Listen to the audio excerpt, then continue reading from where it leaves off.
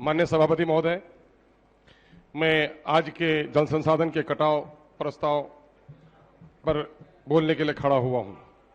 महोदय, जल जीवन के लिए जरूरी भी है और जरूरत से अधिक हो जाए तो समस्या भी है।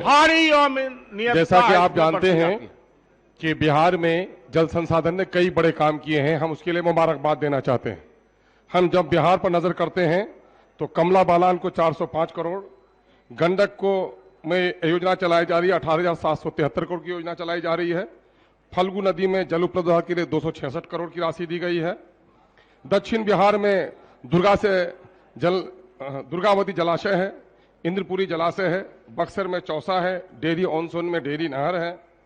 ये सारे काम अच्छे हो रहे हैं, लेकिन जब मैं इसके तुलना में अपने सीमांचल को देखता हूं तो मुझे बड़ा अफसोस होता है कि इन 75 सालों में सीमांचल में बाढ़ नियंत्रण के लिए कोई कार्य नहीं किए गए और नतीजा ये हुआ है कि महानंदा बेसिन का हमें सपना दिखाया गया और वो सपना अभी साकार नहीं हो सका। इधर हमें एक सपना दिखाया जा रहा है कोसी मेची लिंक की। केंद्र सरकार ने 2018 में ही 8/12/2020 को ही इसको स्वीकृति प्रदान कर दी और इसको विभिन्न मंत्रालय ने, वन विभाग, वन मंत्रालय ने, जलवायु परिवर्तन मंत्रालय ने भी ओके कर दिया और जल शक्ति मंत्रालय ने इसको इन्वेस्टमेंट क्लियरेंस भी दे दिया है, लेकिन उसका कार्य धरातल पर कहीं नहीं शुरू हुआ है, जिसको हम लोग अब तक नहीं देख सके हैं या हमें उसकी सूचना नहीं मिल पाई है। महोदय, माननीय मंत्री ने खुद ही माना है कि उस क्षेत्र में बाढ़ से नियंत्रण के लिए नेपाल में डैम, हाई लेवल डैम की जरूरत है। उस क्षेत्र में भी उसमें क्या काम किया गया आपके भाषण में, उसकी कोई नजीर हमको नहीं मिली है। महोदय, सीमांचल का वो हिस्सा जो पहाड़ी नदियों से बिल्कुल भरा पड़ा है और मैं दावे के साथ कह सकता हूं कि बिहार में इतनी घनी नदियां कहीं भी नहीं है। वह नतीजा ये है कि आज चाहे वो कोचाधामन का क्षेत्र हो, वहां पर महानंदा, कनकई, रतवा, बहादुरगंज में कनकई रतवा हो, जो कि हाट में बकड़ा हो, परवान हो, कनकई हो, बायसी अमोर में महानंदा, कनकई, परवान, दास, पनार, बकड़ा नदी हो, इसके किनारे हजारों लोग हर साल विस्थापित हो रहे हैं और हजारों हेक्टेयर कृषि भूमि वहां पर बर्बाद हो रही है। दर्जनों लोग हर साल डूब के मर रहे हैं, लेकिन वहां के लिए कोई योजना नहीं जा रही है।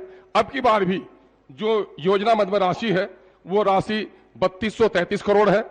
अगर आप 1/10 पॉपुलेशन ऑफ बिहार अगर इन 4 जिलों में है तो मेरा हिस्सा 323 करोड़ का होता है।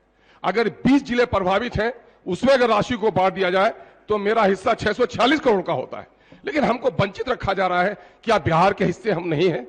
अभी माननीय मंत्री का आभारी हूं कि माननीय मंत्री ने राज्य स्तर पर एक टीम वहां पर भेजी और उसने जाकर के दौरा भी किया, गर्चे समय उनके पास नहीं था, और उन्होंने खुद आंखों से देखा है कि हमारे यहां कोई तटबंध नहीं है।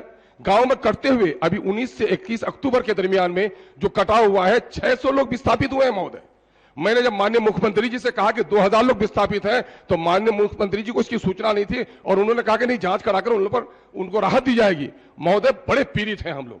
इस संबंध में 2014 में पत्रांक 19/4/2015, 25/7/2014 का एक लेटर जल संसाधन और ग्रामीण विकास का साझा लेटर है और एक लेटर अभी 42/78/18 10/6/2019 का आयुक्त मनरेगा का है कि मनरेगा के कार्य से भी, जैसा कि मुझे है कि सुपौल वगैरह में, अररिया में भी कराया गया है और अभी जो हाई लेवल टीम गई थी राज्य स्तर से, उन्होंने भी इसको स्वीकार किया है कि जो सिल्टिंग हो जाती है उसमें अगर नहर चिराई करा दिया जाए तो बहुत सारे गांवों को बचाया जा सकता है, लेकिन इस संबंध में भी कोई काम नहीं हो सका।